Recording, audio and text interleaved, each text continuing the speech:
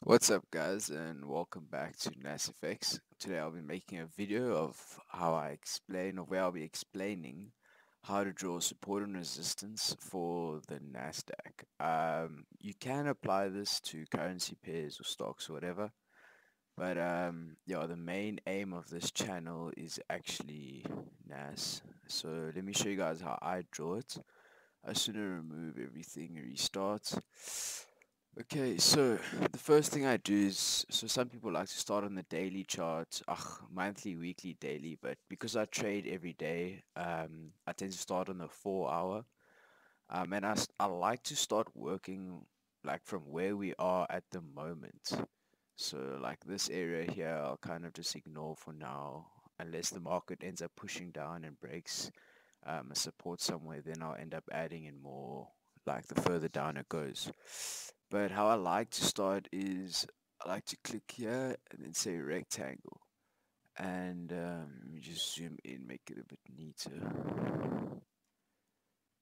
So as you know, NAS is making higher highs the whole time, so you don't have a lot of data to work with at the moment.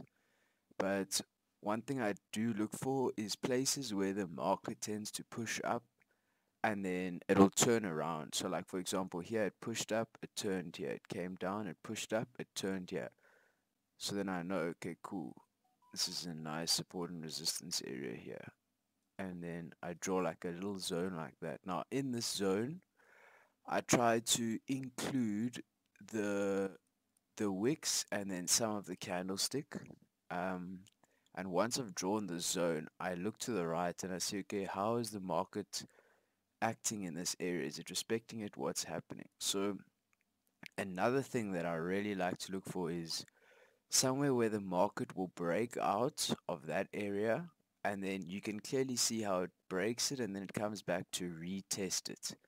So that for me shows that this is a really strong level for NAS, and for that reason that'll be my first area. We can draw one down here as well. Let's see. So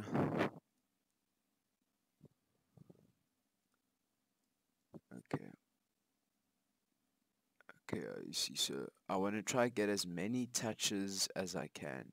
See, here I only get 1, 2, 3 touches really, whereas if I had to draw it over here, something like this, I feel like I would get a lot more touches from that. I also don't like them being too big. Like you don't want from the top to the bottom of that zone to be like 100 pips. I mean, then you're going to be waiting a couple hours, or well, it's Nasdaq, so maybe a couple minutes before it actually breaks out of that area. But you want to try keep it as neat and as clean as possible. So I like this area. The reason being is, as you can see here, it comes up, touches, turns, comes here, breaks, and this is that retest that I was speaking about. So it breaks it, it retests, that's where we would enter. Comes up, touches, turns there, touches, turns, turns. Yeah, it broke, retested. Okay, so now because we don't have a lot of data to work with for now, the only thing I do here is I just put a horizontal ray. I say settings, and then I say current high. That's all I do. Because yes, NAS did turn in this area, but we don't know how strong or how weak this area is as of yet. And then yeah, don't forget to lock all of these zones, just in case when you move, you don't want to be moving too many things. And then from 4 hour, I like to go down to 1 hour. And try color code each and every zone. So like for example, 4 hour for me will be the red. And then I shouldn't put this at the top. So 4 hour for me will be like the red outline zone. And then now 1 hour, I'll try draw zones in between my 4 hour zones. So like this is a really nice area again. I mean, you could draw it here. Look, there's never a wrong or right area to draw it. As long as you understand what it means when it gets to that area, or like as long as you can decide on how you're going to place your trade or enter the trade when it gets to that area. Because remember, everything is just you're trying to increase your probability of you being right. Let's change this color. What have I done now? Let's make it purple. So now that'll be my 1 hour zone. So again, here's our 4 hour zone. Check it. Breaks, retest, enter.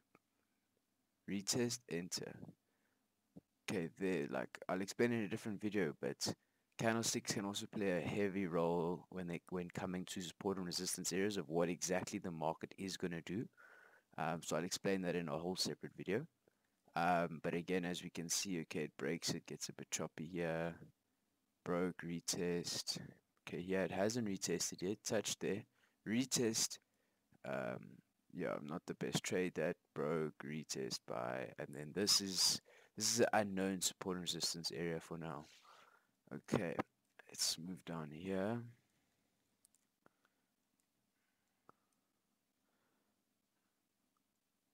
Yeah, over here there's quite a few that you could draw in, but like I like to keep my things as neat as possible. I do not want lines everywhere. The minute that happens, I feel like it's too messy and I just end up confusing myself. NAS in the beginning, when you start trading it, it's really easy to overcomplicate it. It really is. It's not that hard to trade NAS. It really isn't. Just don't overcomplicate it. Don't make your chart look messy. Keep it nice and simple. Okay, so this is another 1 hour zone. Okay, then, so it's looking quite neat. Then I like to go to 50 minutes. Now 50 minutes is actually where I normally enter my trades. I look at candlestick patterns. I see what the market is doing in that area. So sometimes I tend to also draw like smaller squares, but not too many, and I tend to delete them quite often. So like I'll have like a little square here, which I'll keep for, let's say maybe that day, if even, or maybe just for the 3:30 session, just to see what NAS is doing.